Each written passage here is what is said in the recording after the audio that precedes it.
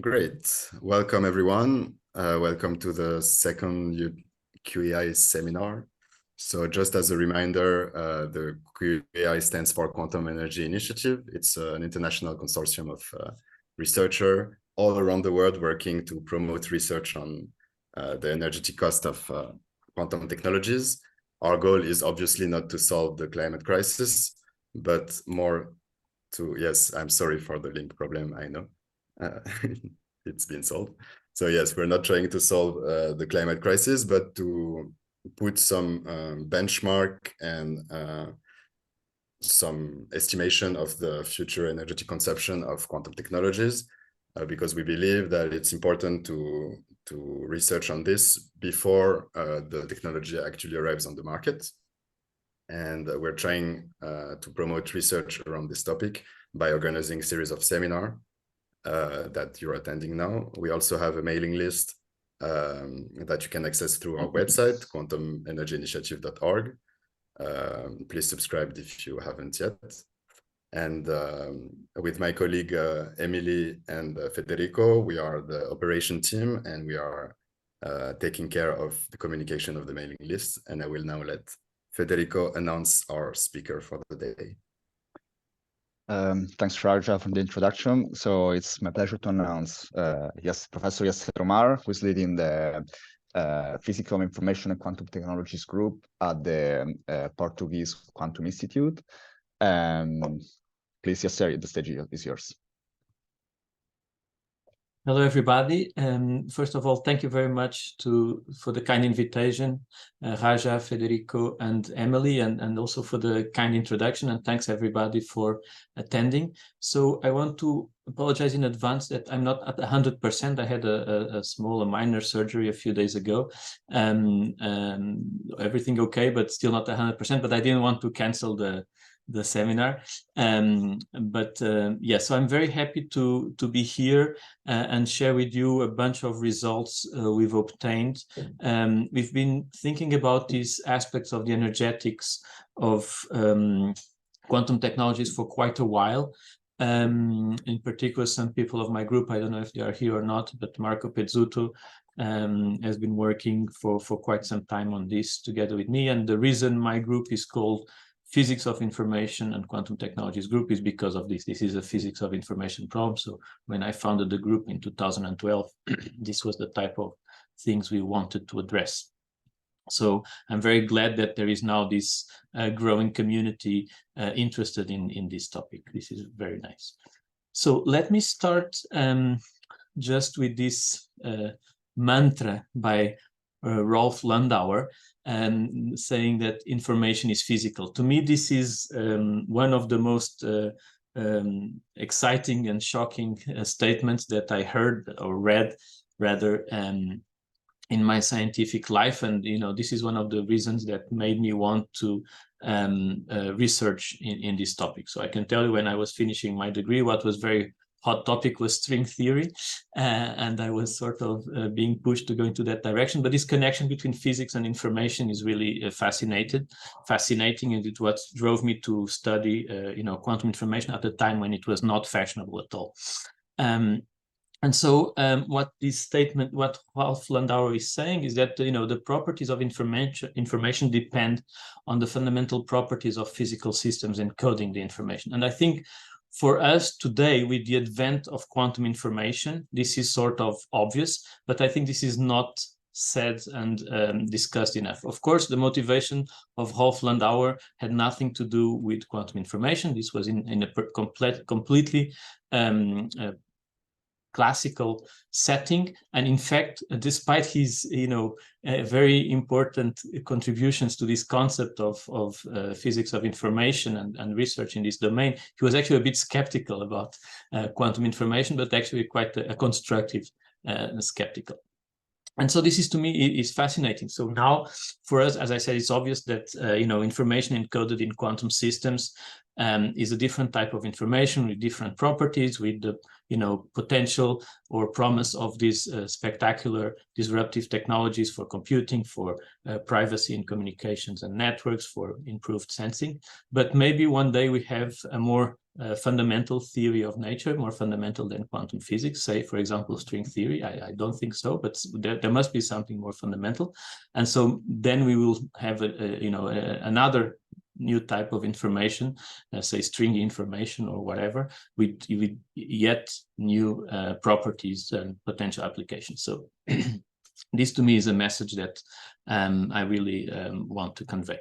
Anyway, going back to Landauer's work, and in particular the famous Landauer bound or Landauer's principle, which I guess in this audience is known, where he manages to connect logical irreversibility to physical irreversibility. And this a priori is not that obvious a connection. I mean, in some sense, one could say that this principle, Landauer's principle, is a sort of reformulation of the second law of thermodynamics. But this connection between logical irreversibility and physical irreversibility is nonetheless surprising and fascinating. And so, as I guess here people know, he shows that resetting one bit of information, you can never do this with zero dissipation. This change of entropy implies some change in heat transfer, and so you have this famous Kb log 2 times T, where Kb is Boltzmann's constant, and T is the temperature. So this Landauer did in the 60s, and there have been some experiments, including over the last decade, to try and verify this, both with classical systems. I mean, all these are experimental, all these are classical experiments, but with macroscopic experiments with colloidal particles, but also with single electrons, but still in a classical setting.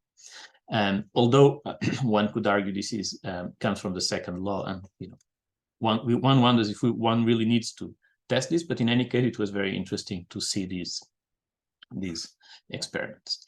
And so here we are in a quantum setting, and there is the equivalent of the Landauer principle for quantum systems. So this is something that Marco Pezzuto, when he was doing his PhD with me and myself, we were trying to develop, and we were scooped, and this was a very nice result by David Rieb and Michael Wolf, where they are able to propose a Landauer principle in a quantum setting. So under the following assumptions, so we have a finite system and an environment that have no initial correlations, and the environment is in some initial thermal state, and they evolve together.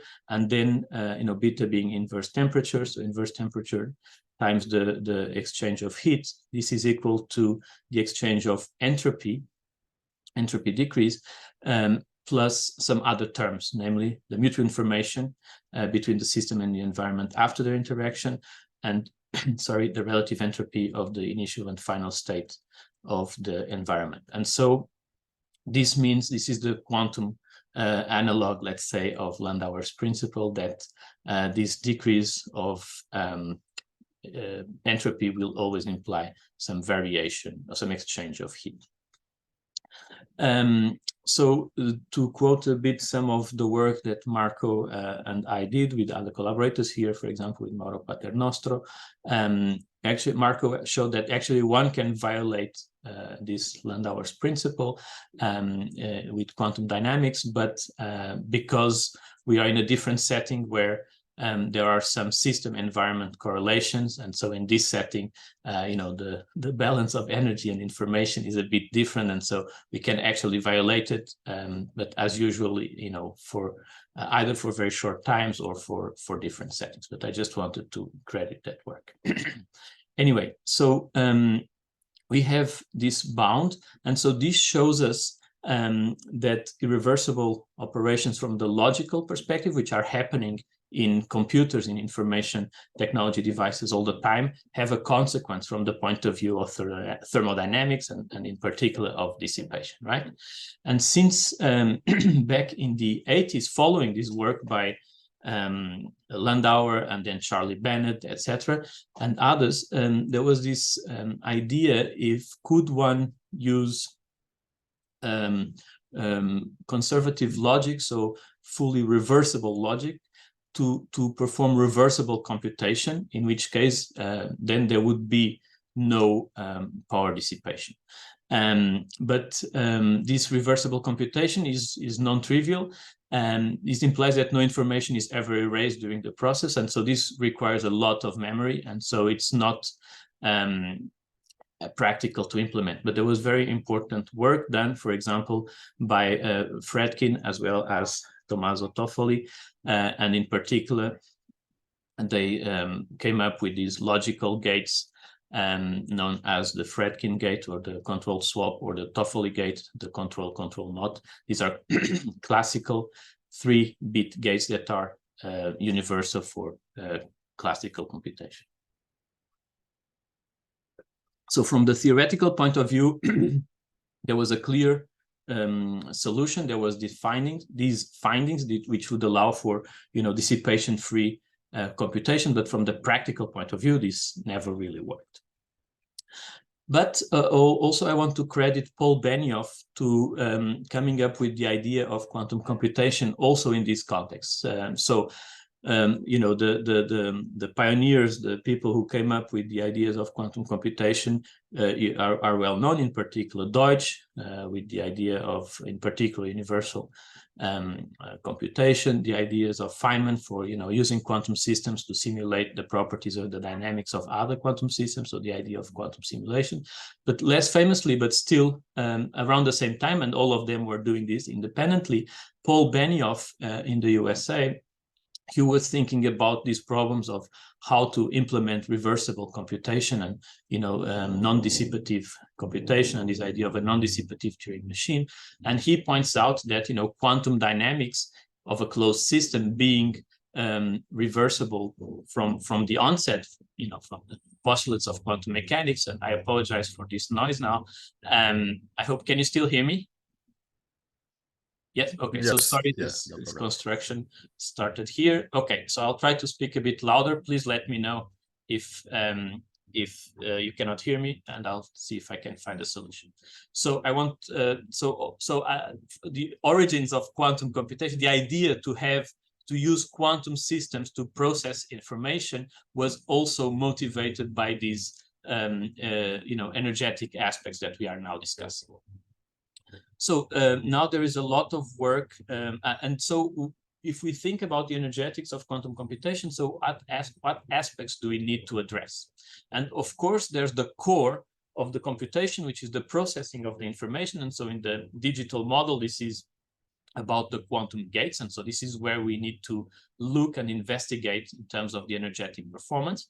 But there's another aspect, which is the transfer of information within the machine, that is the quantum computer, the quantum components of the quantum computer. And so how to transfer the quantum information between the different parts, from the memory to the different parts of the processor, the gates, and so on. And so this is what we call the quantum data buses. Actually, in classical computers, the wires and the electrical resistance in wires is the dominant effect, to the best of my knowledge, of the energy consumption and inefficiencies, right? Then a very important aspect is the classical control of this quantum hardware. And so we do need a significant number of operations and resources to control the operation of a quantum computer or quantum processor. And this has an energetic cost as well. And finally, something that we call the baseline costs. Just running an experiment, say you need to have your lasers turned on, you need your vacuum, you need to have, in some platforms, a cryogenic system, and so on. And so these are what we call the baseline costs, whose scaling may or may not be favorable when we investigate energetics of quantum computation. So what we've been doing in my group with other collaborators, including experimentalists, for quite a while, is investigating in these 4 dimensions, with priority in the first 2. But we have this comprehensive vision that we've been developing. And by the way, since we are here, anyone is very welcome to join this effort. We're very happy to dialogue. And so the question we've been thinking about is, which I guess now to this audience is preaching to the choir, is, can quantum computers, or at least quantum gates, offer an energetic advantage compared to the classical solutions? And this, at least for us, has been a hard problem, and the answers are still not clear and obvious, but I think there's a path to be done, and there's a lot of things to investigate. So of course other people have also been looking into this, so I want to credit this work. So there's very interesting work a couple of years ago, I thought even a bit longer, maybe the archive version was a bit older, but very nice work by Stevens, Alexia Ofev, and Benjamin Huard on the energetics of single qubit gates in superconducting systems. Others with some photonic perspective, actually, but from a more theoretical and general approach, they were trying to characterize the energetics of quantum logic gates. So that's reference to there. And also in my group, this is more on the thermodynamics aspect. People in my group were looking at, because of the third law of thermodynamics, you can never really reach absolute zero. Therefore, you can never really have perfect pure states, which is what you expect to have at the beginning of each quantum computation in the register. And this has some consequences then in the fidelity. So in theory, you assume that you have perfectly pure states, and this is not actually the case. And so there's also a study there how this can impact initialization of qubits, and then the accuracy of time performance of quantum computations. There are also these interesting works on the idea of quantum data centers. Of course, classical data centers are a huge source of energy consumption and dissipation. And so there was this, I would call this macroscopic approach to this problem, looking from this perspective, that I want to credit here. And there's this very interesting approach, which I guess is very familiar in this audience, of resource constraints. So by Marco Fellows-Asiani, Alexia Ofev, and other collaborators working on trying to set a framework to address the different dimensions of this problem. But since I think most of you are familiar with this, let me move on. So this has been our agenda, to look at the energetics of these four aspects: the gates, the data buses, the classical control, and the baseline costs. And in fact, before going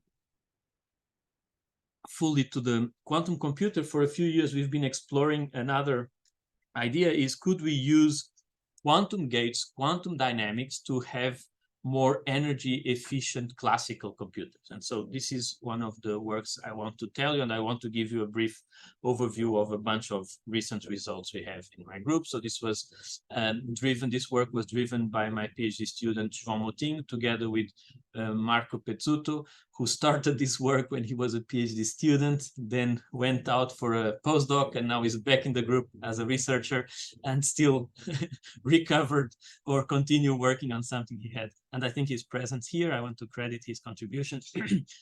So this is how long it took us to develop these ideas, together with some other very, very nice collaborators around Europe that are there.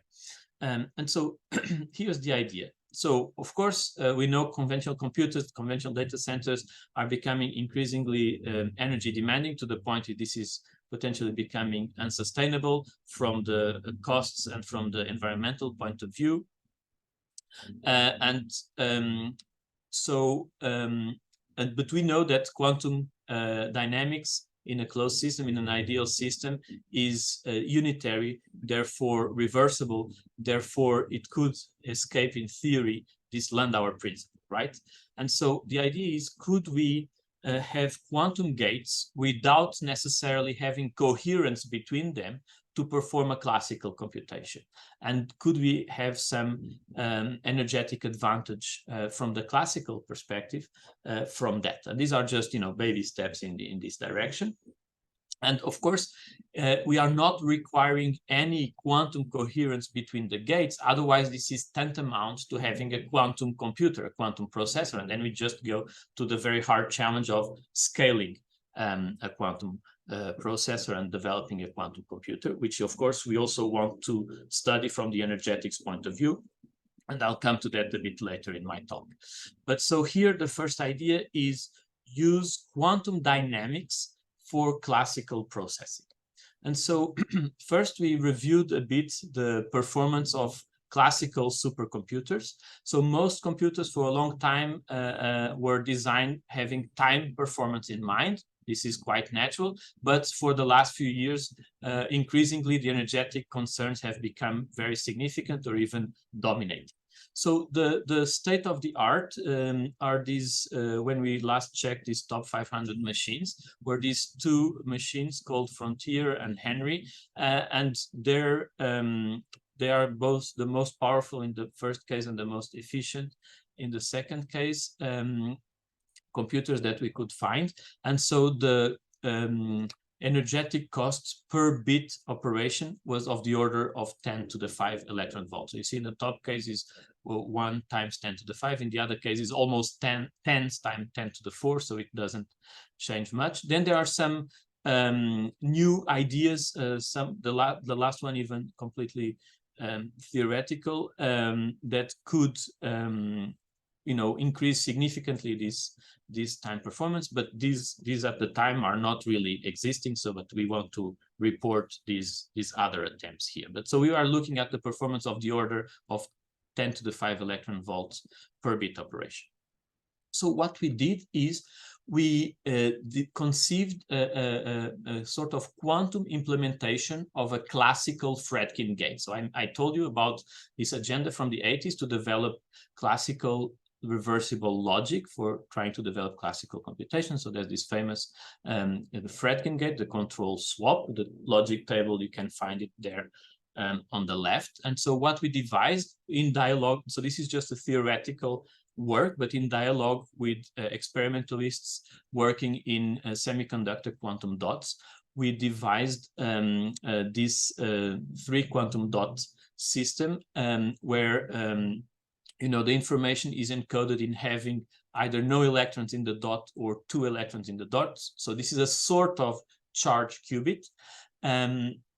And we developed a proposal for a gate, let's call it a quantum gate or a quantum dynamics to implement this classical reversible gate of 3 bits.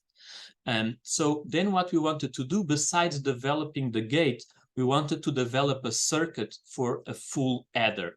And so the processor of a computer, the CPU, the central processing unit, as the name says, of course, is the central unit for the information processing. So that's the core of the computer. But inside the CPU, the fundamental unit is something called the arithmetic and logic unit, the ALU.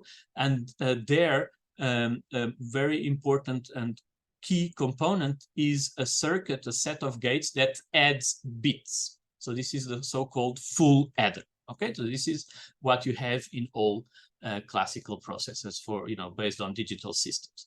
And so on the left, you find a circuit, which is a sequence of these Fredkin gates to implement the classical adding of 2 bits. And what we did is on the right, we could do a bit, we could optimize this. So instead of needing 5 bits or qubits in our implementation, our quantum implementation of this classical information processing, we could reduce it to 3 qubits. I spare the details here so that we could exploit it with our 3 quantum dot system. I won't go into the details here. I will skip to the results. But so we then have the sequence of how to perform this circuit on the right to do the adding of 2 bits. So we have this quantum dynamics to perform with this Fredkin logical operations to perform a full adder of classical bits. And so, and there will be some readouts in between. This will imply some loss of the quantum coherence. This is fine. This is what we expected. This actually has some cost because, you know, a measurement is an irreversible operation, as you know. And we try to minimize this, but we know that we do it. And that's why this, in theory, maybe not in practice, but in theory would be easier to develop a quantum computer, because in a quantum computer you want to ensure that there is full coherence across the board, right? And so let me go straight for the results, and our results are not good. Okay, so we don't find any advantage in this approach. So let me discuss here, but still it was a first attempt, and it shows a path, and let's see some of the next steps.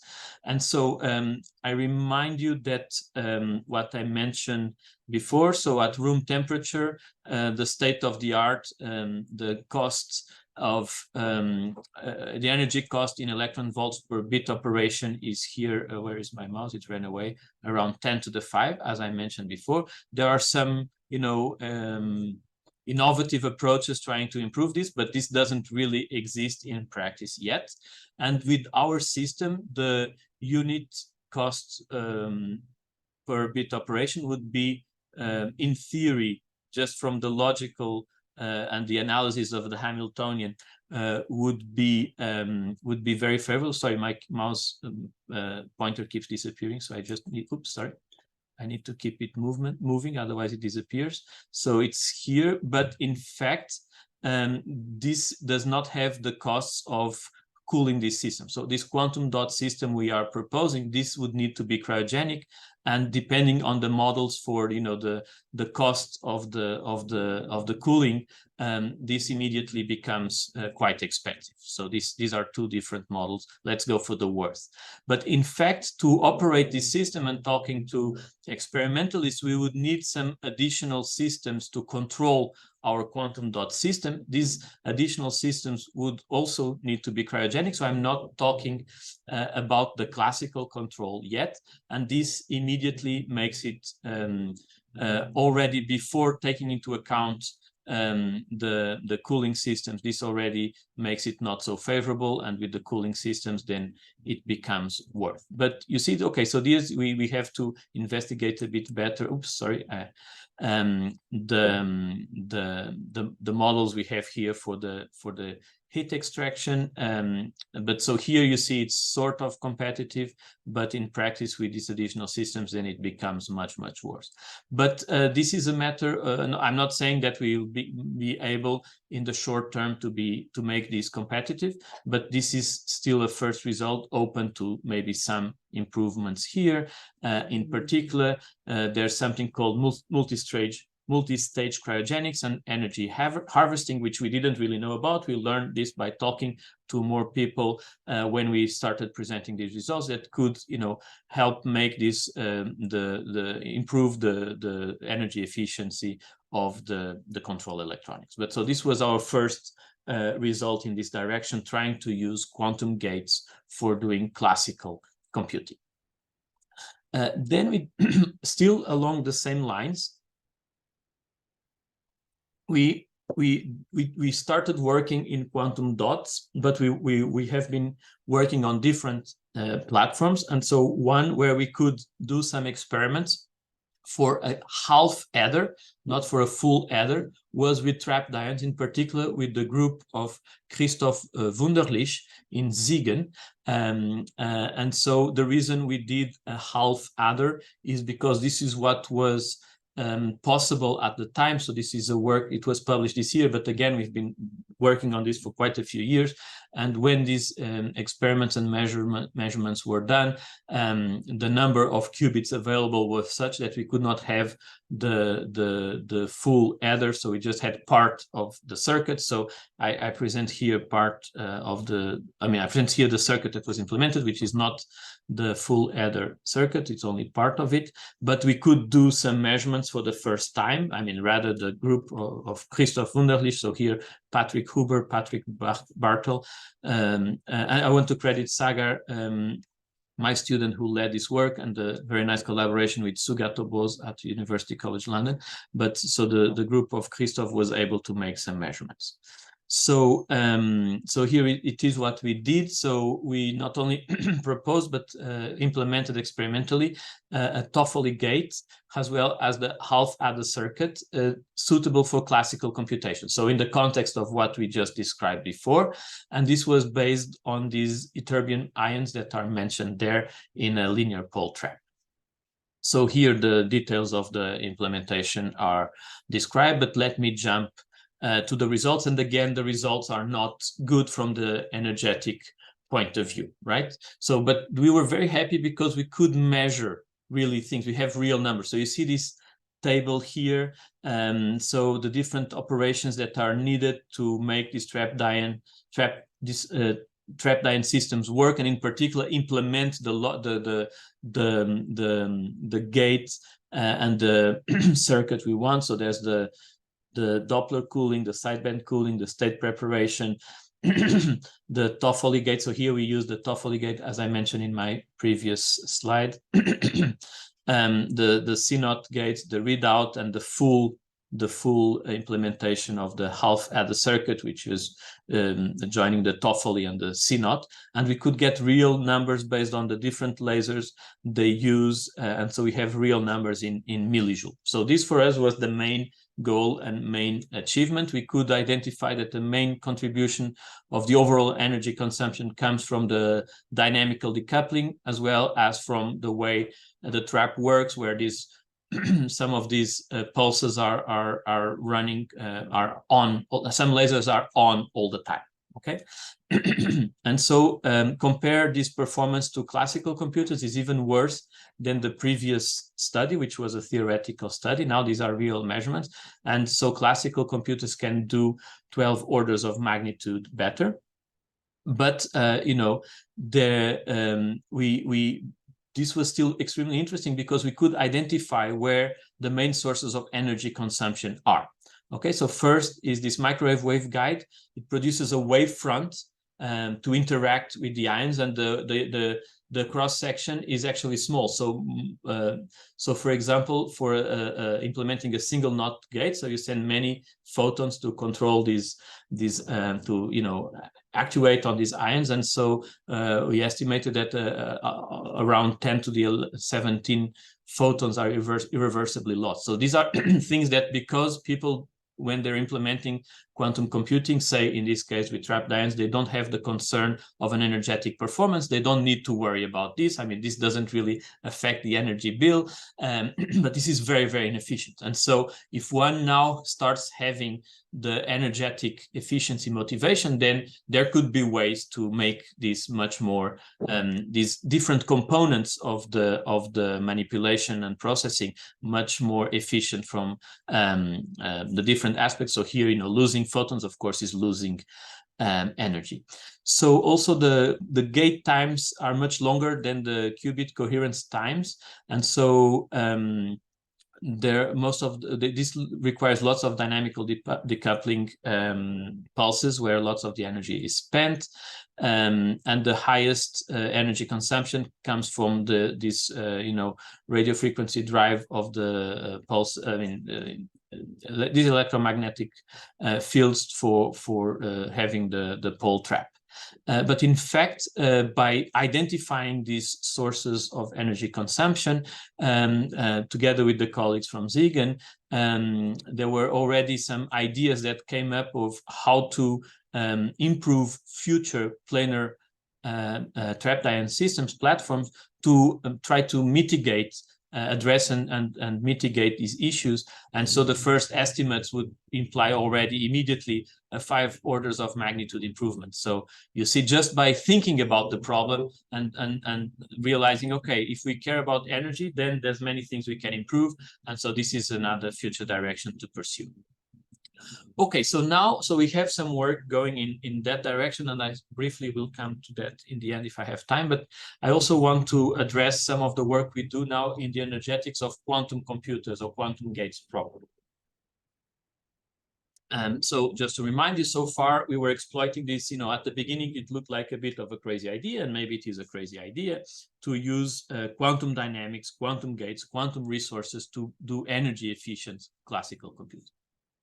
We of course want also to just considering fully quantum computers to see is there some energetic advantage or not. And so I want to report this very recent work developed by Francisca Góes together with Marco Pezzuto in my group. And so here we studied the implementation of a quantum Fourier transform in a trapped ion quantum processor. So the reason we chose a trapped ion quantum processor was to use all the numbers that had been measured in the work that I mentioned previously. So now we have this very precious information, which is published, by the way, having numbers of the different energy costs of the different components of the different steps to implement quantum gates in that trapped ion system in Siegen and performing information processing. And so to implement an approximate quantum Fourier transform, we follow this approach and this circuit proposed again by the group of Christoph Wunderlich, so based on their concrete system. And this is using 3 qubits, but by now their platform allows for more qubits than that. But we did this with 3 qubits because also it was the previous experiments where we had some numbers. And so based on this is just a theoretical study. We, based on the numbers that were mentioned previously, as I cite here, we estimate the energetic cost of implementing a quantum Fourier transform as previously indicated. So you see, we can know how long each component, each step would take and the different steps. So there's the actual quantum Fourier transform sequence. So this would be of the order of 21 microjoules. Then there's the dynamical decoupling. Then there's all these things that are necessary. So the Doppler cooling, side quantum cooling, ground state preparation, the readout, the use of the laser, which is always on, the pole trap. And so in total, to do this quantum Fourier transform with 3 qubits, we would need of the order, so 8.5, 10 to the 5 microjoules, so, 0.8 joule. And so then Francisca tried to estimate how this would scale and compare to the implementation and the energetic performance of an implementation of a discrete Fourier transform in some of these top classical computers. And the preliminary results are very exciting, although we are still analyzing them. Okay, so these are quite recent results. I think this plot, we got this plot a couple of weeks ago, and this is still ongoing work. But so here in this plot, what you see in blue is the performance, the energetic performance. So in the vertical axis, you have the energy in joule, and in the horizontal axis, you have the number of qubits. So this is trying to study how the implementation of this quantum Fourier transform with the trapped ions would scale energetically with the number of qubits. I'll go back to this, and then looking at these 2 top classical machines, the computers Frontier and Henry, or Henri, I don't know. So you see the scaling is quite significant. It grows very fast. So it seems that the quantum implementation would represent some energetic advantage, right? So why do you have these steps? So here we are considering that these traps, the traps that the group of Christoph Wunderlich now has, they accommodate up to 7 ions. So we have 7 qubits. And then if we need more qubits, so we want to scale this, then we go by chunks of 7. So each of these steps that you see in blue is a trapped ion with 7 qubits, because this is what we based our study on. So we are using the numbers that we got for these devices. And why is this discrete? Because to do 14 qubits, we would need 2 trapped ions of 7 qubits. Of course, if we look into other processors that have accommodate from the onset more qubits, then you don't have so many steps. But still, even the best trapped ion processors have a limited number of qubits. So you would always need to connect more traps to go for more qubits, right? And so what we still need to address, although we've been discussing these theoretical estimates with Christoph Wunderlich and his group, and the feedback was very positive. You know, we need to address the cost of error correction, which is not taken here into account. And of course, if you now start working with many qubits, as you want to do in quantum computing, then error correction is a need. So this would need to be addressed. So this is future work. And then, you know, what is the energetic overhead of actually, you know, using two traps, and so shuttling ions from one trap to the other as a means of accessing more qubits. Actually, a bit surprisingly, it seems this overhead is maybe not so significant. So it seems, going back to the initial scaling within one trap, it seems the scaling is linear, and then with this concatenation of traps, maybe it goes quadratic, but still it seems to be much more performant than the classical, the best classical machines. But again, these are, you know, preliminary results, and I'm very happy to share them here with you. So finally, very briefly, and I want to leave time for discussion. Very briefly, I want just to cite, to refer to this paper led by Dylan Lewis, PhD student at University College London, supervised by Sugato Bose, and we together, our groups have been collaborating. So we were together in the first paper of the quantum dots, and so the use of quantum gates for classical energy efficient computing. And as I told you in my vision at the beginning, we need to worry about quantum gates, but also the quantum databases, the classical control, and the baseline costs. And this was our first attempt to delve into the quantum database. And here, so Dylan was able to show that using a spin chain, and which is a low controls, which is famously useful for quantum state transfer. So in fact, Sugato was a pioneer of that, and he showed almost 20 years ago, a bit more actually, that you can use a spin chain and let's call them natural spin-spin interactions as a low control mechanism where you have some qubits or some quantum state, and you can couple it to the first spin in this chain. Then the natural spin-spin chain, like a sort of domino effect, can be used for quantum state transfer, including with great fidelities. And so this was the basis of the idea of exploring this approach also for transferring this information that could, so this would be the second component for our set of quantum gates implementing classical information processing. So we could use this system to then transfer the information from one gate to the other. We don't need full quantum coherence, but here it actually has some coherence and low control, and this has significant energetic advantage. So here is the number of qubits in this spin chain. Here is the energy in milli-electron volts compared to charging a wire for transferring the information. This looks very advantageous, but it's a first step in this direction. So let me conclude. So we started exploring the potential of quantum dynamics and quantum gates for energy efficient classical computation, namely for a full adder, which is the fundamental component of the arithmetic and logical unit, which in turn is the fundamental component of the CPU.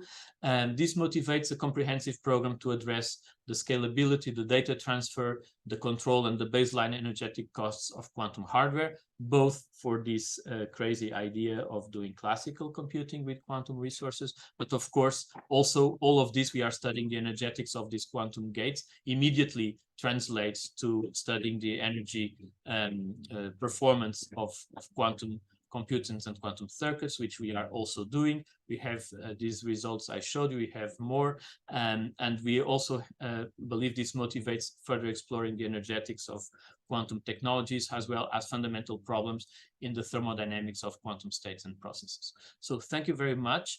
Very quickly, I want, just tell you what we do at the Portuguese Quantum Institute. So besides this work on energetics, we also work a lot in quantum algorithms and in the theory of quantum networks. Now we're starting a small effort with an experimental lab for some experimental work, but this is new to us. And we've been also contributing to the launching of the World Quantum Day. So we had more than 400 events in all continents in 2023. I encourage you to also be active. This is a bottom-up initiative that happens around April 14th. And in fact, there's events from mid-March to mid-May. It's a Gaussian centered in April 14th. I want to thank the people in my group and all the support we get. And here are my conclusions again. Thank you very much for your participation. Thank you so much, Yasser. I will clap for everyone. Thank you. So is there any question, please be free to ask. And also if you're too shy, you can just ask them in the chat and I will read them out loud. I hope you could hear me despite this noise. I cannot hear any noise, honestly. Okay, excellent. So these microphones do noise cancellation. Good. So maybe I start with a question. Please. So in some quantum computational schemes, we often neglect the initialization of the qubits, which has some additional costs, both in terms of computation and in terms of energy. Do you take these into account? Yes. Yes. So for example, actually, let me share this again. So for example, you see here, there's this ground, or maybe I can even show it in the other table, which is slightly larger. So yeah, there's the state preparation. So this is taken into account in this. Here, for example, when we try to have real numbers from real experiments, this is measured. And so here is the cost of the state preparation. I think this is a very important. But is there, and is there a way, so like to make make a sort of energetic complexity hierarchy somehow, or is it, or everything is very experimental or like hardware dependent? Is there a way to address the scaling? We've been thinking about that for quite a while, actually. I don't know, Marco, do you remember when we first started discussing this? So we have had this idea of, could we define energetic complexity classes, including from the classical point of view. Okay, so I started some work here in Lisbon with this sadly now deceased great professor of logic called Amilcar Cernadas, and it was a great loss in many reasons. He was actually also, I want to credit, because he was one of the first people to support this field of quantum information in Portugal when people were still making fun of it a few years ago. And so we had this idea to develop these energetic energy classes, and we worked on this. I think, Marco, did you still participate in those discussions? But then he sadly passed away, and we just kept this idea in the back burner, but we never really went back to it. But he really had this logician's perspective so this more fundamental perspective, theoretical mathematical approach to an experience in defining these complexity classes, etc. So this is an old idea we've started and then we didn't resume, but I think it makes sense, and even from the classical point of view, and maybe even more in the classical point of view, would even make more sense or more urgent, let's say, from the classical point of view. There are also people working at the classical level of trying to give some sort of information when coders, when people who are writing a code in Python, writing some algorithm, coding something on a computer, to have instructions or hints or even just some optimization, so that when you write a classical algorithm, this is optimized, or you have this, or you take into account the energetic aspects. And this was work. It was this colleague from Bristol, Kirsten, I now unfortunately forget her surname, but actually I invited her to come to Lisbon and we discussed together with the late Amilcar Cernadas, whom I mentioned, and this was additional motivation for us, because what she was doing Marco, if you're online and in case you remember her surname, can you please share it? I'm sorry that I can't remember now from the top of my head, but precisely, what she was doing looked very interesting and important. And again, this was more than 10 years ago, easily. But it was very, specific to well, not necessarily the programming language. But we thought that you needed something more fundamental. This was more a practical, almost engineering approach, and we thought, how can we address and study this from the fundamental point of view? Yeah. But this is pending work that we would love to resume. Okay, thanks. I can continue ask question if nobody is asking. Is under? Oh, all right. Yeah, sorry, I have one question. Yeah, so thank you, Yasser, for this nice result and apparently promising results. I have one question regarding the costs that you estimated for the quantum dot implementation. So it's a theoretical estimation, right? Yes, it is. Yes. And how do you estimate that? Is it, because so you said it's a unitary operation, so where does the cost comes from? Is it from the measurement, from resetting, from so this is looking at the Hamiltonian, essentially. Okay. So Hamiltonian as energy operator. So estimates based on that, and we of course talked to a bunch of experimentalists. So in particular, with Silvano De Martini was involved in the study, but I also want to credit some discussions we had with the group of Sven Höfling in Würzburg and Patrick there. And so, but essentially this is a theoretical estimate based on the Hamiltonian. So it's you simply the energy difference between the initial and final state. Yes, I mean, but taking into account what could be a possible implementation. So then there's this additional cost in the second line in the last line of that table, where we get some information from the people who really know about these systems of, there's a sort of additional systems that are necessary to control the operation of these quantum dots, which also require some significant cryogenics, in fact, around 1 Kelvin. So this is information we got from them. Yeah. Okay, thank you. So I need to go in 1 or 2 minutes maximum, because I'm hosting a meeting in 1 minute. But let me also tell you that if you have more questions, we'll be very happy to follow up by email or in a Zoom meeting. I mean, we started this quite some time ago, and we felt, not many people were interested. So I'm very happy now there's so many people interested, and there's more people we can dialogue with. So we'll be very happy to get more questions and continue these discussions. Let's thank the speaker again. So this is the end of the session. Thank you very much for your participation. I really appreciate it. I'm very happy to participate in this seminar. Yeah, thank you everyone for joining this, and we will share information about the next seminars as soon as we can. This one will also be put on YouTube very soon, so you can look at all the nice references that Yasser gave. And have a nice afternoon, everyone. Thank you very much once again, and hope to see you soon. Bye-bye. Thank you. Thank you. Bye.